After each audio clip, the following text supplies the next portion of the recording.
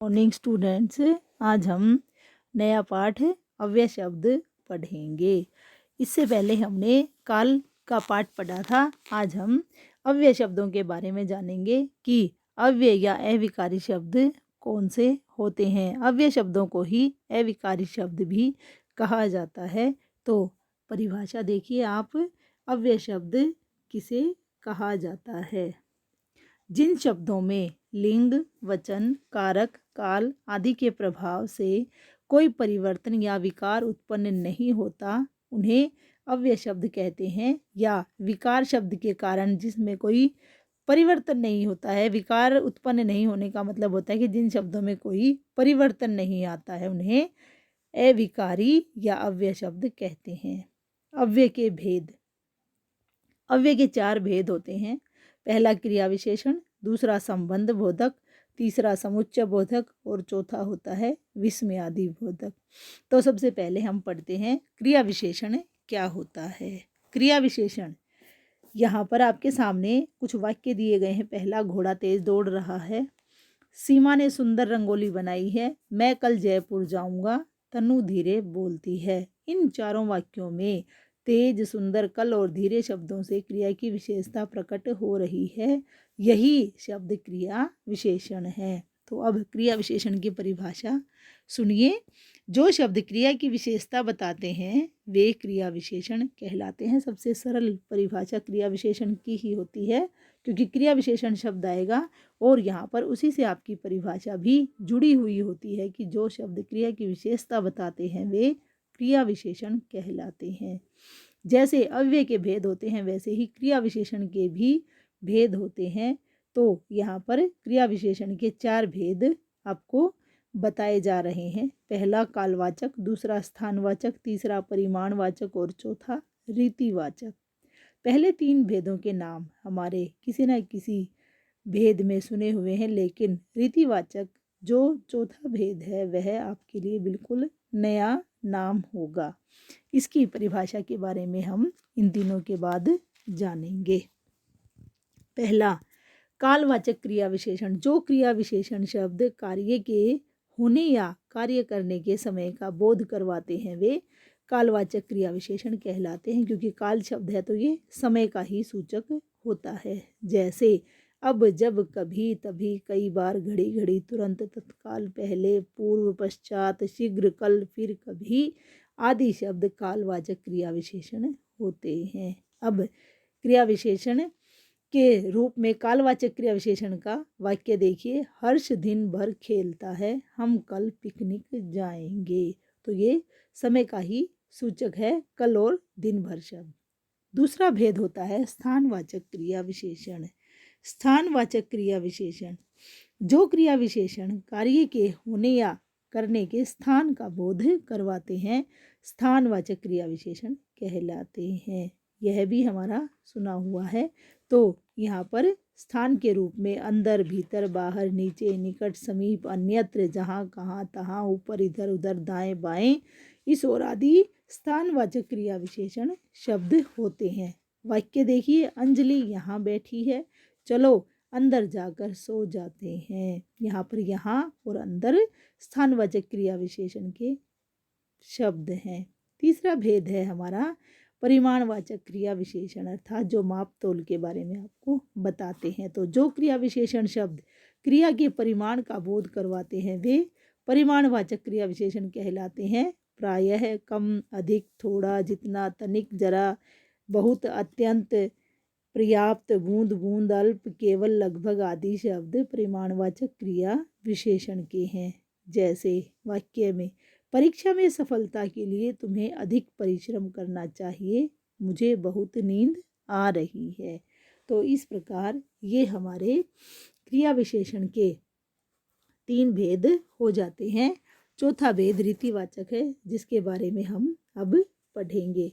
रीति जो शब्द है उसका अर्थ होता है किसी कार्य को करने का तरीका या ढंग। तो उसके आधार पर रीतिवाचक क्रिया विशेषण की परिभाषा बनती है। जो क्रिया विशेषण शब्द कार्य होने या करने की रीति का बोध करवाते हैं, अर्थात तरीके या ढंग का बोध करवाते हैं, वो रीतिवाचक क्रिया विशेषण कहलाते हैं। जैसे एकाएक, अचानक, धड़ाधड़, झटपट, मन से, सहसा, सचमुच, कदाचित, कैसे, सहसा, भी, मात्र आदि शब्द रीतिवाचक क्रिया विशेषण शब्द हैं।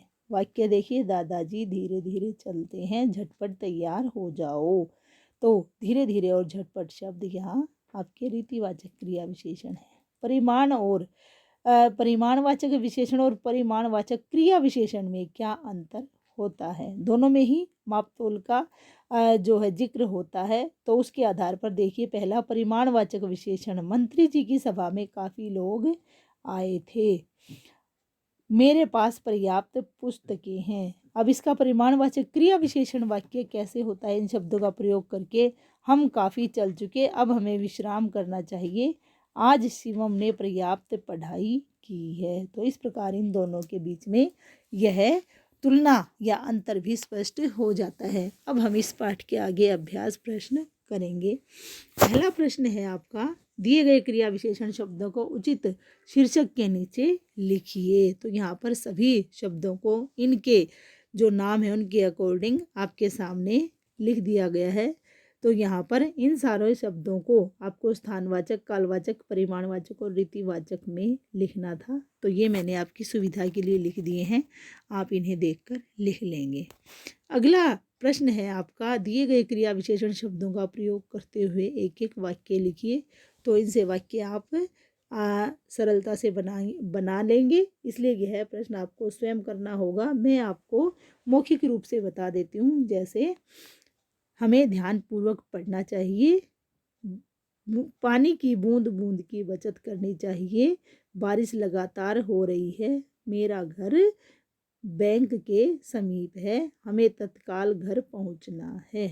अब इसके बाद हम इसका अव्यय का जो दूसरा भेद है, संबंध बोधक, उसके बारे में पढ़ेंगे। संबंध बोधक, अब इसके बारे में जानने से पहले आपके सामने कुछ वाक्य लिखे हुए हैं। दूर पहाड़ी पर एक मंदिर है, मेरे साथ मत खेलो, घर के बाहर पुलिस खड़ी है, शिक्षा के बिना जीवन व्यर्थ है।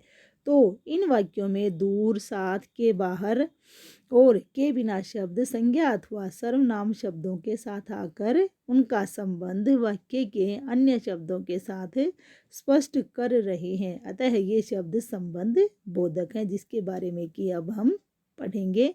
संबंध बोधक की परिभाषा देखिए, जिन शब्दों से संज्ञा अथवा सर्वनाम का संबंध वाक्य के अन्य शब्दों के साथ स्पष्ट होता है, वे संबंध बोधक अव्यय कहलाते हैं।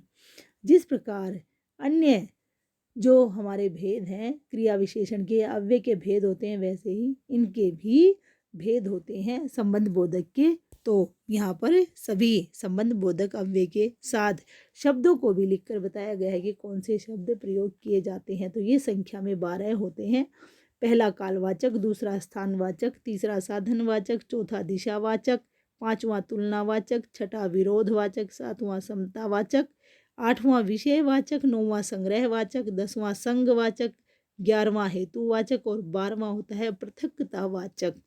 इन सभी के शब्द वीडियो में आपके सामने आए हुए हैं। अब इसके बाद हम करते हैं अभ्यास प्रश्न। अभ्यास प्रश्नों में आपका पहला प्रश्न है, दिए गए शब्दों के संबंध बोधक अव्यय से संबंधित उचित भेद का चयन कीजिए। पहला, हटकर जो शब्द है वो पृथक्तावाचक का होगा। दूसरा, की अपेक्षा तुलनावाचक का होगा।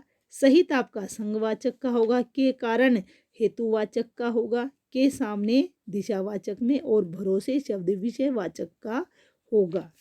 अब दूसरा प्रश्न देखिए, संबंध बोधक के प्रत्येक भेद के लिए 3-3 शब्द लिखिए। तो यहाँ पर मैंने आपकी सुविधा के लिए एक एक शब्द लिख दिया है, बाकी 2 शब्द आप स्वयं लिखेंगे। पहला, संग्रहवाचक का भर समतावाचक की तरह है। अभी हमने जो ऊपर प्रश्न किया है उसमें भी आपके इन्हीं शब्दों का जिक्र किया गया है, या वह प्रश्न भी ऐसे ही शब्दों का था। तो यहाँ पर समतावाचक में की तरह आएगा, साधनवाचक में के द्वारा आएगा।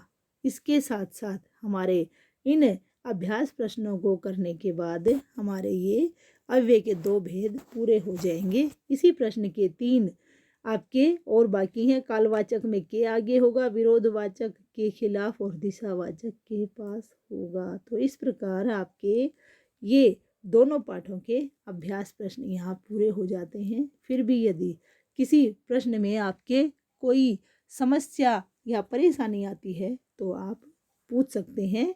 हम आज संबंध वाचक या संबंध बोधक या क्रिया विशेषण के सभी भेदों सहित और परिभाषा के साथ अभ्यास प्रश्न पूरे कर लेते हैं। कल हम इससे आगे वाला पाठ करेंगे। आपका दिन शुभ हो। धन्यवाद।